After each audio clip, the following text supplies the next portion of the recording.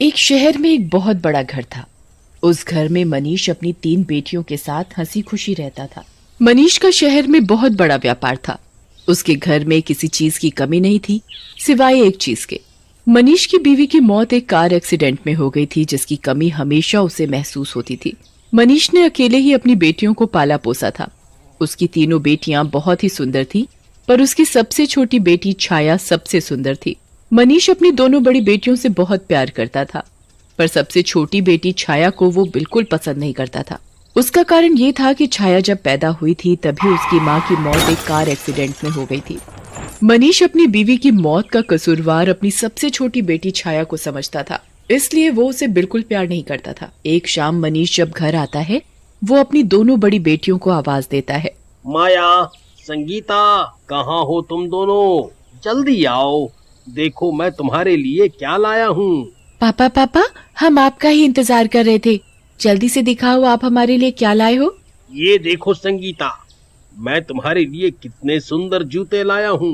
मेरे लिए क्या लाए हो पापा? मुझे भी दिखाओ। छाया दूर खड़ी सब देख रही थी। उसे लगा कि उसके पापा उसे अभी आवाज देकर बुलाएंगे और उसे भी कुछ देंगे। वो इंतजार करती रही, पर उसके पापा ने उसकी तरफ देखा भी नहीं। वो फिर डरते डरते अपने पापा के पास गई और धीरे से बोली, आप मेरे लिए क्या लाए हो? तुझे इस घर में खाने पीने को ढंग से मिल रहा है ना, तो उसी में खुश रह, समझी? ज्यादा उम्मीद मत लगा और जाकर अपना काम कर। छाया रोते रोते अपने कमरे में भाग जाती है। वो बहुत रोती है और अपनी माँ को बहुत याद करती है। छाया अपने पापा के दिल में भरे गुस्से को प्यार में बदलने की बहुत कोशिश करती थी। वो उनके लिए अच्छा अच्छा खाना बनाती थी, उनके सारे काम करती, पर सब बेकार था। मनीष को छाया पर ना तो कभी प्यार आता और ना ही तरस। एक दिन मनीष अपनी बेटियों के साथ बैठकर नाश्ता कर रहा होता है। मैं कुछ दिनों के लिए बाहर काम से जा रहा हूँ, तुम अपना ध्यान रखना और अच्छे से घर में रहना। आप कहाँ जा रहे हो पापा? क्या हम आपके साथ नहीं चल सकते? नहीं बेटा, दरअसल वहाँ आसपास काजीरंगा नाम का जंगल है, तो तुम्हें वहाँ ले जाना ठीक नहीं है। तुम लोग घर पर ही रहो और खूब मजे करना। संगीता, माया और छाया उदास हो जाते हैं। उदास मत हो, मैं जल्दी ही वापस आ जाऊंगा। चलो अब जल्दी से बताओ कि मैं तुम्हारे लिए वहाँ से क्या लेकर आऊँ। मुझे एक सुंदर मोतियों की माला चाहिए।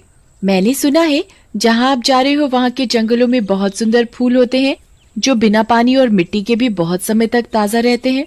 मुझे वो फूल चाहिए। छाया इंतजार कर रही होती है कि उसके पापा उससे भी पूछेंगे, पर ऐसा नहीं होता।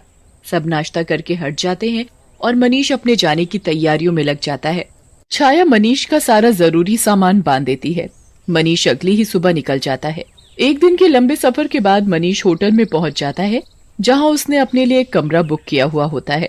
मनीष कुछ दिन वहीं रहता है और अपने सारे काम खत्म कर लेता है। उसके बाद वो अपनी सबसे बड़ी बेटी के लिए एक सुंदर सी मोतियों की माला खरीदता है। माला खरीदने के बाद मनीष सीधा जंगल की ओर निकल जाता है। वो माया के बताए फूलों को बहुत ढूंढता है, पर वो उसे कहीं नहीं मिलते। फूल ढूंढते ढूंढते वो जंगल के बहुत अंदर पहुंच जाता है। अचानक उसे एक बहुत सुंदर और अलग सा घर दिखाई देता है। मनीष धीरे धीरे उस घर की तरफ बढ़ता है। उसकी नजर अचानक से उस घर के बगीचे पर पड़ती है, जिसमें माया के बताए हुए फूल लगे हुए थे। मनीष उन फूलों को देखकर बहुत खुश हो जाता है। आखिर वो खुश हो भी क्यों ना, वो शाम से उन फूलों को ढूंढ रहा था। अब मनीष बिल्कुल भी वक्त बर्बाद न करते हुए उन फूलों को तोड़ लेता है और अपने ठेले में भरने लगता है। फूल तोड़ते ही मनीष को बहुत अजीब सा महसूस होता है।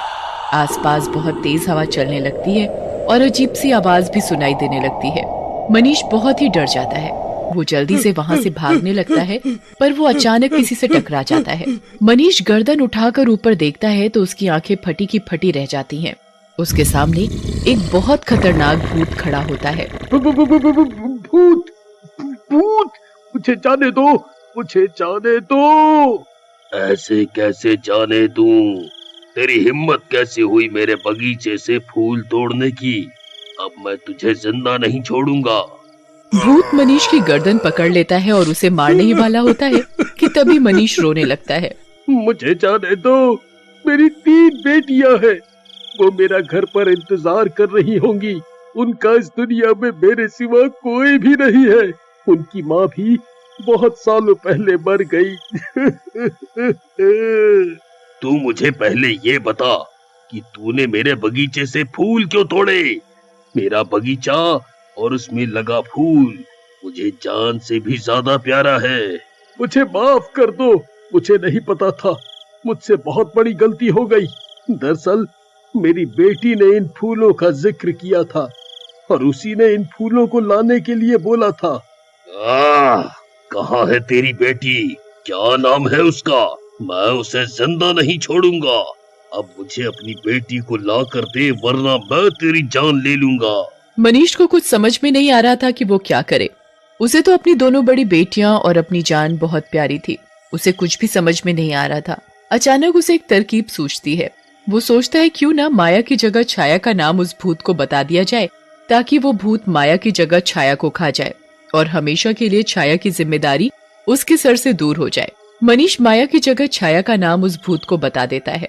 जल्द से जल्द छाया को मेरे पास लेकर आ, वरना मैं तुझे जान से मार दूंगा।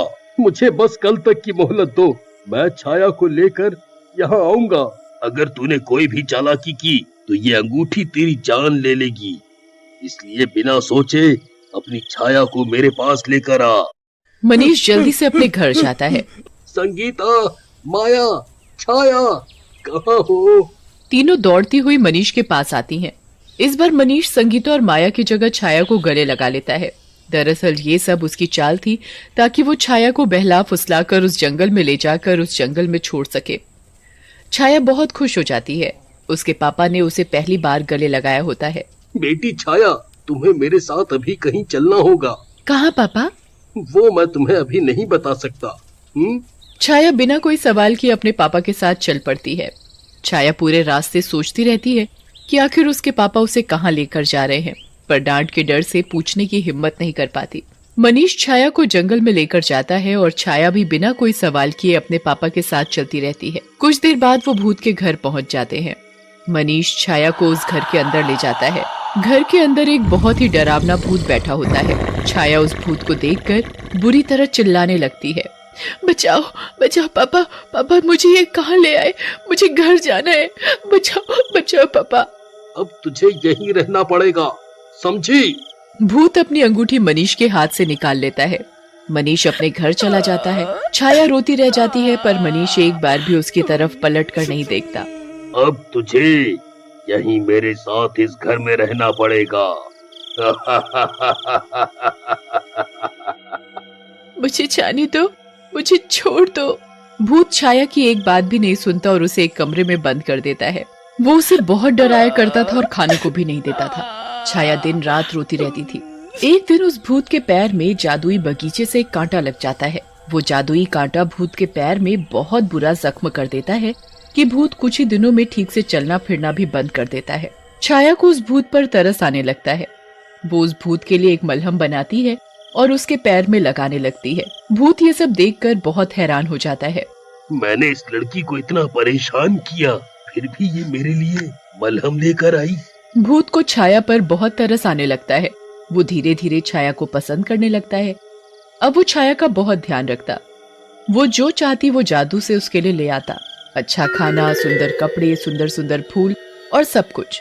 बहुत जल्द दोनों बहुत अच्छे दोस्त बन गए। सब कुछ बहुत अच्छा था, पर छाया अभी भी बहुत उदास थी। वो अपने पापा और बहनों को बहुत याद करती थी। एक दिन जब वो सबको याद करके रो रही होती है, तो भूत उसे एक जादुई शीशा देता है, जिसमें वो जिस मर्जी को देख सकती थी। छाया सबसे पहले अपने परिवार को उस शीशे में देखती है और वो देखती है कि उसके पापा बहुत बीमार हैं। छाया भूत के पास जाती है। मेरे पापा बहुत बीमार हैं, मुझे उनके पास जाने दो। मैं तुम्हें वहाँ नहीं जाने दे सकता। मैं यहाँ अकेले नहीं रह पाऊंगा। मैं वापस आ जाऊंगी। भूत छाया को उसके घर भेज देता है और उसे एक जादुई फूल देता है, जिसे सूंघने से उसके पापा बिल्कुल ठीक हो जाएं। छाया अपने परिवार से मिलकर बहुत खुश हो जाती है। वो अपने बीमार पापा के पास जाती है।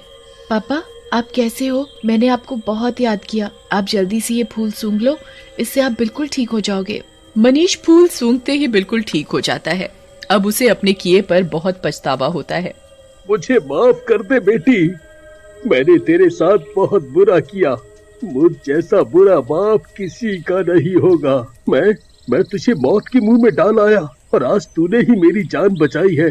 अब मैं तुझे कहीं जाने नहीं दूंगा, तुझे यहीं रखूंगा अपने पास। नहीं पापा, मुझे जाना होगा। मैं वादा करके आई हूँ कि मैं वापस आ जाऊंगी, इसलिए मुझे अब वापस जाना होगा।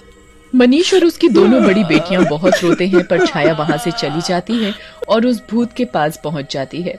मुझे बिल्कुल यकीन नहीं था कि तुम वापस आ जाओगी।